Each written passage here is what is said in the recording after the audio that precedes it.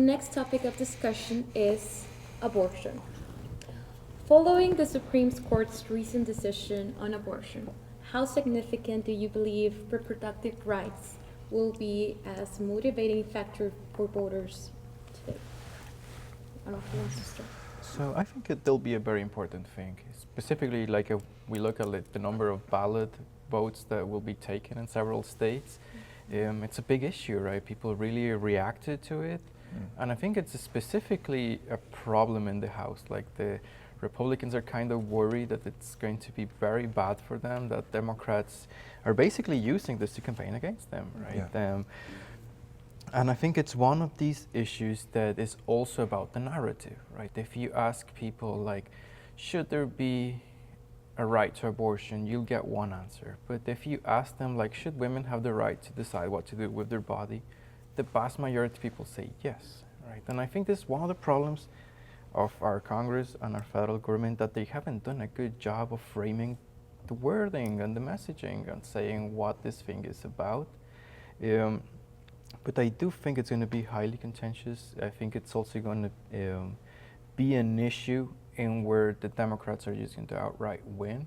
Most likely, the ballots that have been already taken previously by the most, I think all of them have supported the right to abortion. When you ask people, should we have a right to abortion, people will say yes, right? And I think it's going to be one of these things that the Republicans are really worried about this. They know that this put them in like dangerous ground. It allows them to be attacked.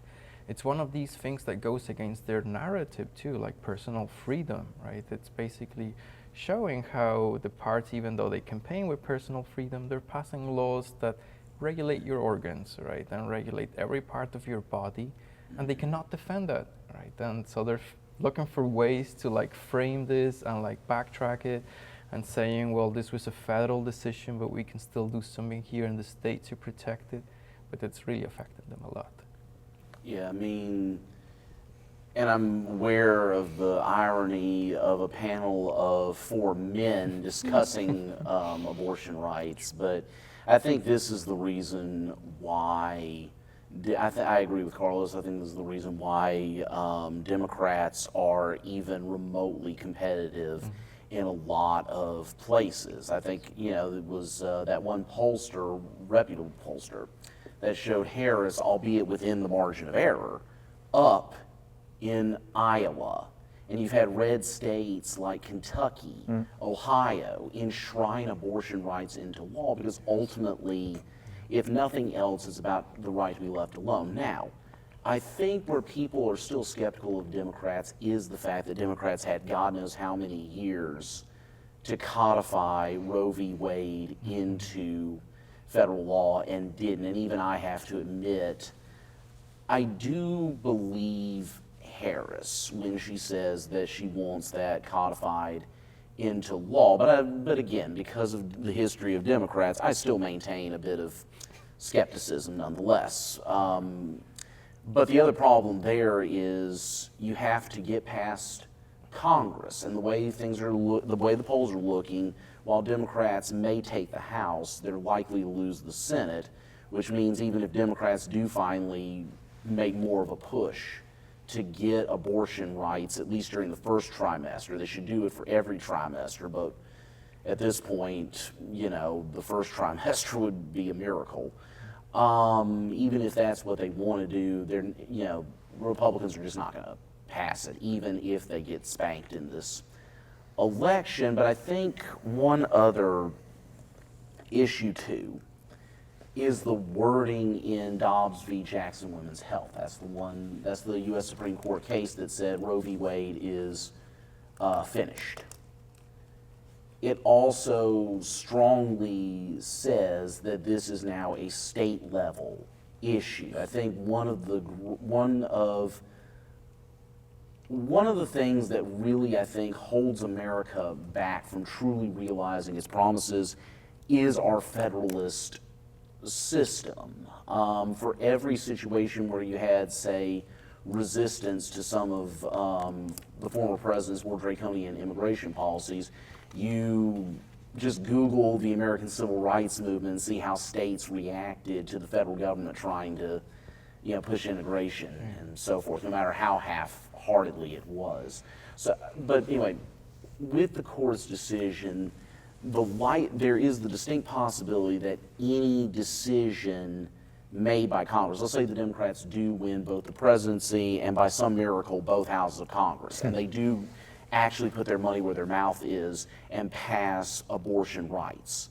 The Supreme Court, as it is currently composed, and with Democrats seemingly unwilling to embrace expanding the court, is likely to strike that down as violating states' rights under the 10th Amendment.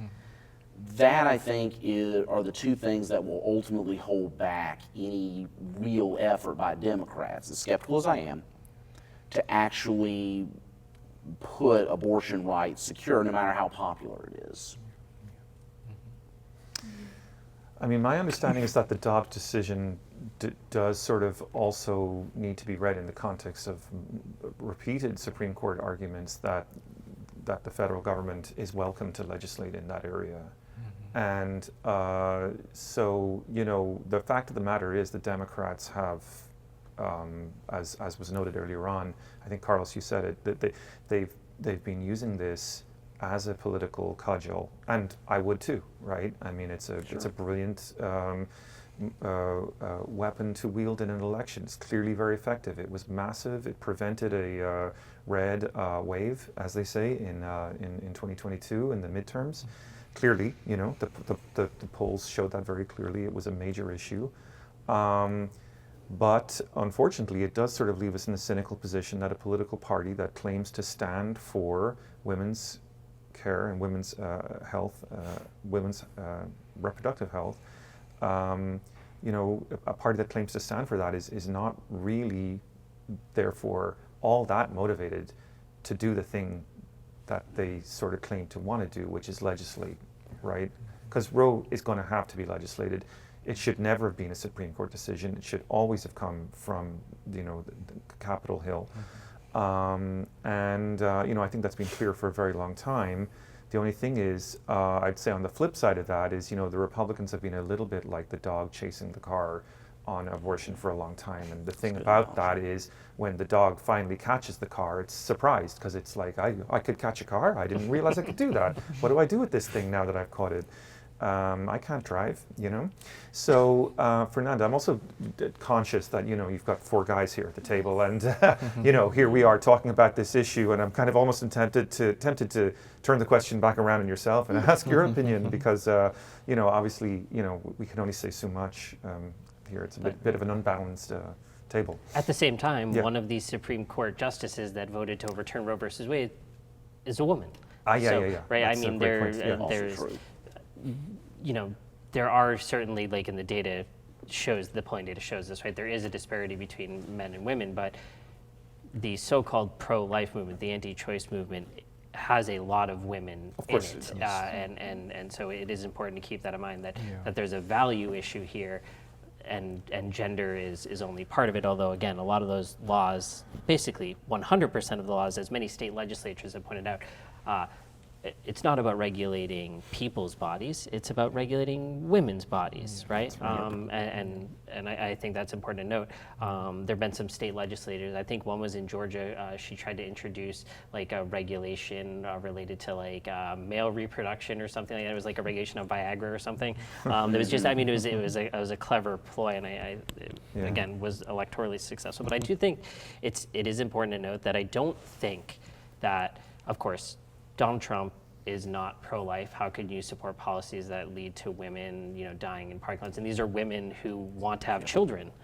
And I think the Harris campaign has done an excellent job, although I think they're conceding a little bit of the right to abortion part of it by saying, highlighting these stories of women who wanted to have kids but then had miscarriages and couldn't get access to health care. But yeah, so you can't be pro-life and support that in addition to a bunch of other policies. But I think it is still a little bit misleading to consider Harris, although of course technically pro-choice, the campaign does not support, like abortions are not free. In fact, federal money can't be used for them. Some very few but some states do provide additional funding for Medicaid recipients to have them paid for. But they can be, with no complications, can be upwards of $1,000. So to me, to use a different car analogy, being pro-choice here is like if I ask you, oh, do you want a Toyota Camry or do you want a Lamborghini? And they say, okay, I'll take the Lamborghini. I say, okay, I'll take $150,000, please. It's like, well, I gave you the choice, right? So I think it is interesting that despite wanting to defend this idea of being pro-choice, the Democrats are not supporting free abortions. They're not supporting making it actually genuinely accessible. Right. And one final point here, I do think, as was predicted by policy experts in this area, banning abortion does not reduce abortions. And I saw a amazing statistic last night that showed that, so not only are the Republicans losing electorally on this issue, abortion rates since 2022 are slightly up. So it hasn't worked at all, right? Thank you so much. Dr. Kiersey? Yeah, just kind of. Just a remark, and then after that, I will wrap up with the question. Well, maybe this will be my final comment, actually, if you want to just start that round. I'll take Brian up on that point. I think there has been a significant sort of indication that there's been buyer's remorse from the Republicans on this issue. I mean, they are not happy to have this hanging around their neck right now. It has, the Dobbs decision, as Andrew was putting it earlier on, I think has crystallized a national sentiment that there has to be some kind of moderation on this. Now, Roe was a very generous sort of, from a policy point of view, it was one of the most sort of, I'm not sure if generous is the right term, but it was one of the most liberal abortion regimes in the world. Whereas most European countries, like say for example Germany, would have had a much more restricted set of terms around access. So I mean, I think what I sort of see, and I think there's been polling done on this. I'd have to look it up. But I think Americans are sort of in favor of a common sense by and large, and you'd obviously maybe have to go state by state if you wanted to go that route. But by and large, I think most Americans are in favor of some kind of access. But I love Brian's point about the Democrats not really stepping up, and I think just one of the real examples of that was there were some really adventurous policy suggestions put forward after Dobbs, such as, for example, that the federal government would have been well within its rights to build abortion clinics, construct abortion clinics in federal lands, federal parks, and even on native reservations, if possible. And none of that was attempted. And it's worth to back you up on that. I just think it's worth asking why. Where was the political will for that? Just one final question for the table. Do you think reproductive rights was a major issue for the election? Yes or no? Yes. Yeah. Most definitely. Absolutely. Thank you so much. We're gonna go into the last topic of discussion of the night. So, immigration. How are immigration policies and the current discourse surrounding border security shaped the campaigns of the president and voter sentiment in key electoral districts? You gotta go. I think one of the things of migration, it reminds me of like 2 semesters ago, a student of mine asked me like, hey, why is it that we now have the situation that we have so much conflict with migrants when like historically we never had conflict? And so my next class I spent it talking about how we have historically always have conflict and how migrants in the United States have always, or most of the time, been scapegoats, right? They have been used in political campaigns.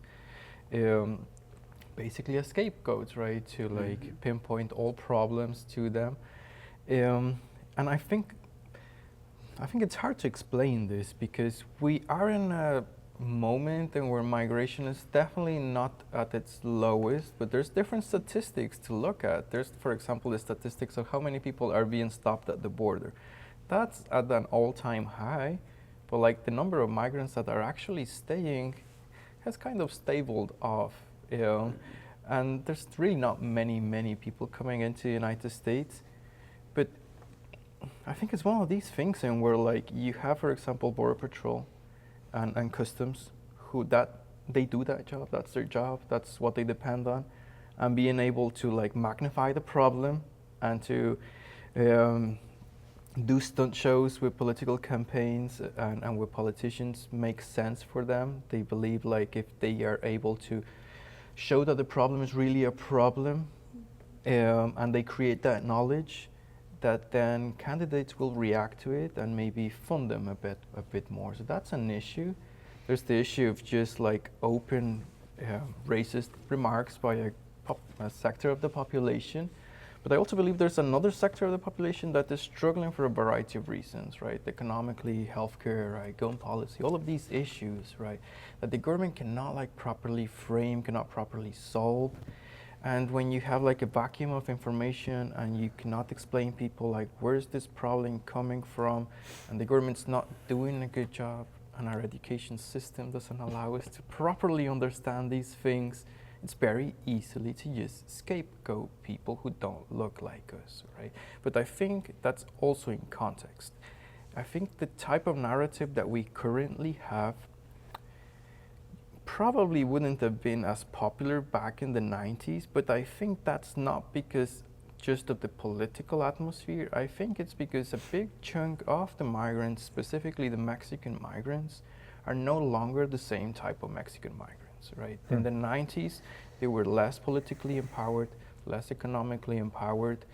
Now they have much more power, they're better positioned, and they no longer compare themselves with fellow Mexicans across the border. They want to compare themselves to the white population, right? And that allows them to, in a vacuum of information and where they don't understand that they are different, that they have different histories, that they had to fight for their rights differently, it allows them basically to say like, no, I am also from here, I am also part of the big group, but the people who are arriving are the problem, right? And so we do live in a different situation now, and where like even our migrants are able to like create this narrative and detach themselves from their own groups and become critical of that and fall into the cycle.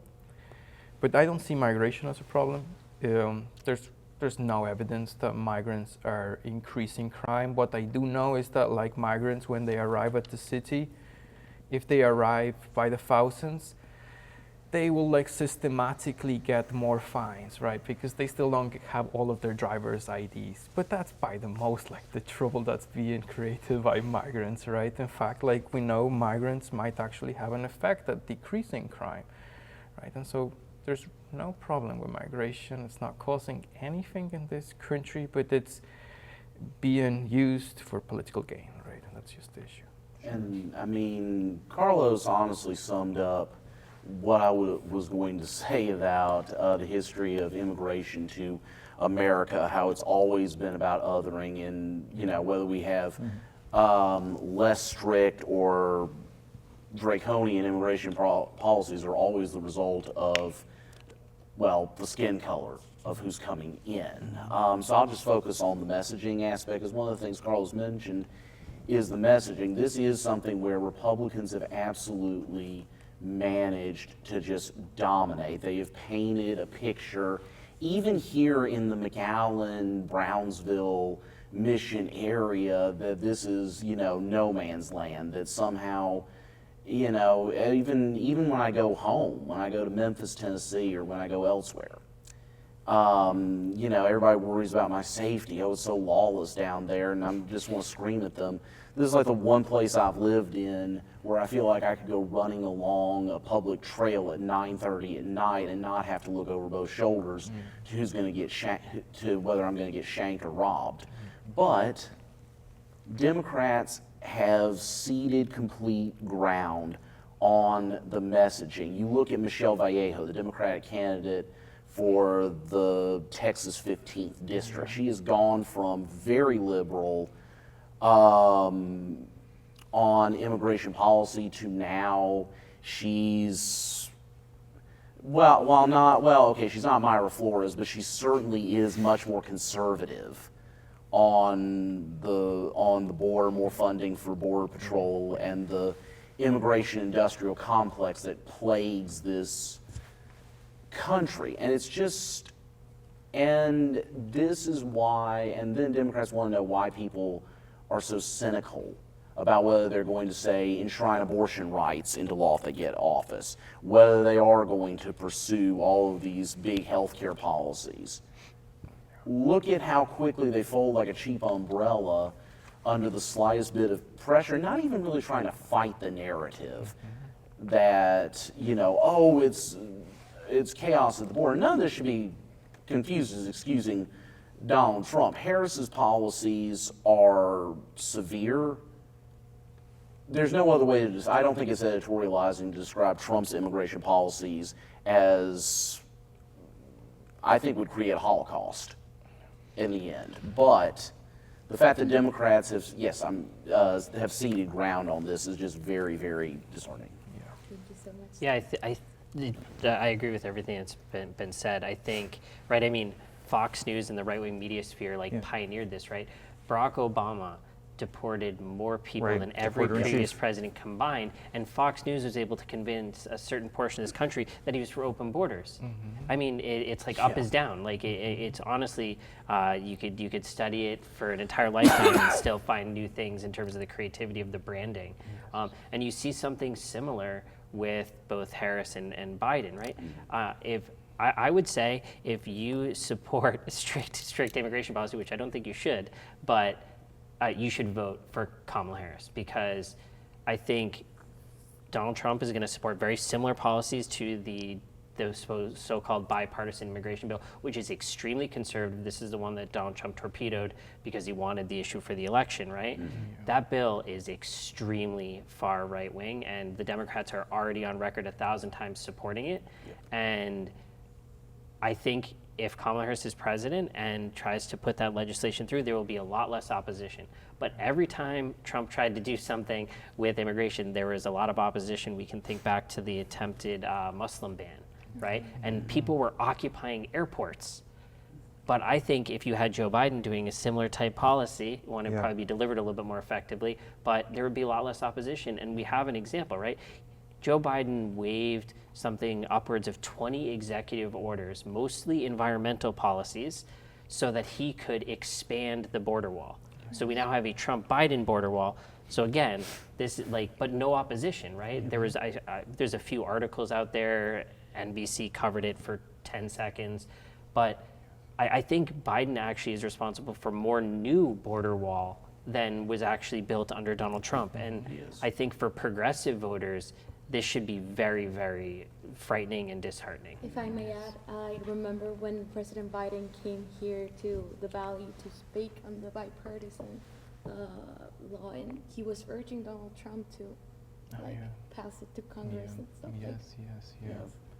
Yeah. I think that's a good point. Like if I think that's one of the things that shows you that this is just about the campaign, right? If the Republicans really had cared about migration, they would have just voted for the law. It was very restrictive, right? Very restrictive. I think he even gave the president the power to shut the border.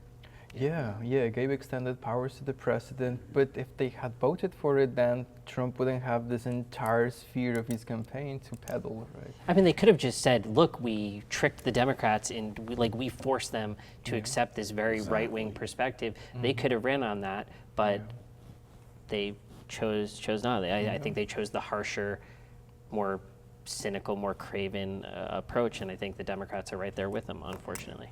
Yeah, I totally agree with everything that's been said. I think what needs to happen in order, and I think this would work, I think this has tremendous voter appeal, is to kind of get back to the kind of, Bernie Sanders style approach to this, where, he was, back in the day, famously said, open borders is a Koch brothers conspiracy, and what we need is a compassionate, common sense border approach where, a lot of these issues that we've seen, Harris trying to walk away from her appointment as borders are, while some of the issues that the guys have been pointing to were taking place. Biden's basic continuation of a lot of Trump's policies has led to, frankly, a human rights atrocity in many of these border crossings. So, nobody left or right, I think, wants to see that, I suppose, would be my baseline point. And I think there's a lot of space in the debate for a candidate to step up and take some action. But as Brian pointed out, the the Democrats don't seem to be wanting to spend the political capital to do it. I really think that's true, by the way, what you said. You know, I think if Trump tried half of those things, he would get protested. But because Kamala can put a, intersectional face on it or something like that, I'm not sure if that would be the. I don't know if I want to die on that hill, but but I think there's something to it, that the Democrats seem to be able to get away with some of this stuff without getting protested, and I think it needs to be thought about and figured out. Somebody should write a PhD on it.